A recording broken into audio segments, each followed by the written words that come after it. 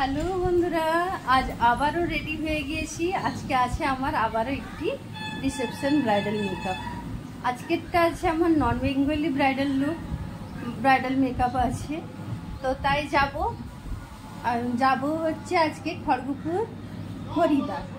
তো তাই আজকে আবারও ট্রেন ধরবো। তাই যে ব্যাগপত্র সব গুছিয়ে নিয়েছি, ব্যাগ সব রেডি করা হয়ে গেছে।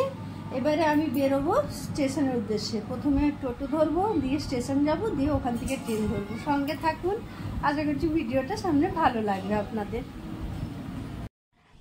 বাড়ি থেকে বেরিয়ে পড়লাম টোটো ধরে স্টেশনের উদ্দেশ্যে।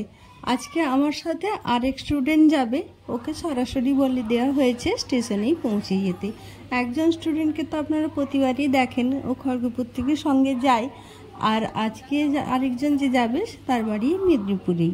ও চলে এসেছে স্টেশনে, আর আমরা এখন ট্রেনে অপেক্ষা করছি ট্রেন ছাড়ার। ট্রেন যেহেতু একেবারে রাইট টাইমেই ছিল, তাই আমিও একবারে টাইমেই পৌঁছে গিয়েছি। আমার স্টুডেন্টদের বললাম তোমরা একটু এগিয়ে যাও, আমি একটু ভিডিও বানিয়ে নিই।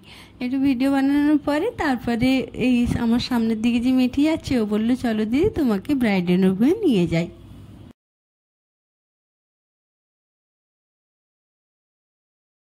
রুমে এসে দেখি কিনা আমার দুই স্টুডেন্ট রীতিমতো গল্প জুড়ে দিয়েছে। আর আমার যে ব্রাইড, তাকে দেখি সে নিজে নিজে রেডি হচ্ছে।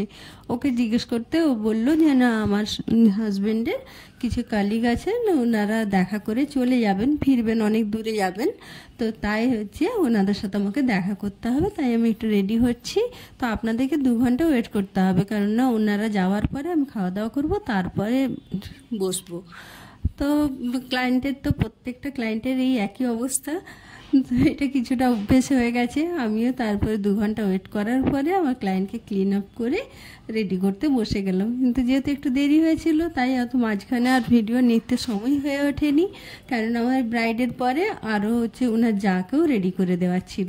এই দেখুন, ওর খোপাটাও চেয়েছিল, বেশ বড় করে একটা খোপা করে দিতে বলেছিল, তো সেটাই করে দিয়েছি।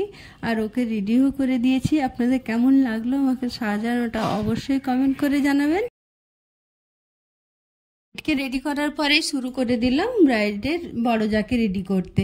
দুজনকে একসাথে পাশাপাশি দারুণ লাগছিল দেখতে।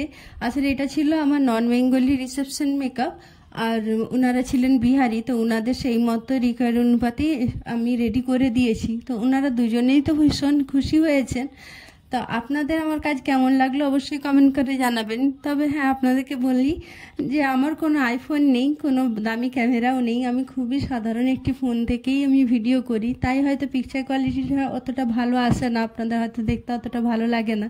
তো আপনারা যদি একটু ভালোবাসা দেন, সাপোর্ট দেন, আগামী দিনে আশা করছি আরও এগিয়ে যাব, আরও ভালোভাবে ভিডিও নিতে পারবো। তো প্লিজ আপনারা একটু সাপোর্ট করবেন। প্রচণ্ড পরিশ্রম হয় সেদিন। তো আমাদের বাড়ি ফিরতে ফিরতে রাত্রি 11টা বেজে গিয়েছিল, কারণ আমরা স্টেশনে এসে প্রায় 1.5 ঘন্টা ওয়েট করেছি। ট্রেন এতটাই লেট করেছে। এতটা কষ্ট, এতটা পরিশ্রম করার পরে যখন ক্লায়েন্টের মুখে একটু হাসি দেখতে পাই, ওনাদের স্যাটিসফ্যাকশনটা আমরা পাই, তখন আমাদের একটা আলাদা রকমই ভালো লাগা থাকে। আর তার সাথে এত কষ্ট করে ভিডিও বানাই, প্লিজ একটু সাপোর্ট করে দিবেন। ভালো থাকবেন, দেখা হবে পরের কোনো একটি নতুন ভিডিও।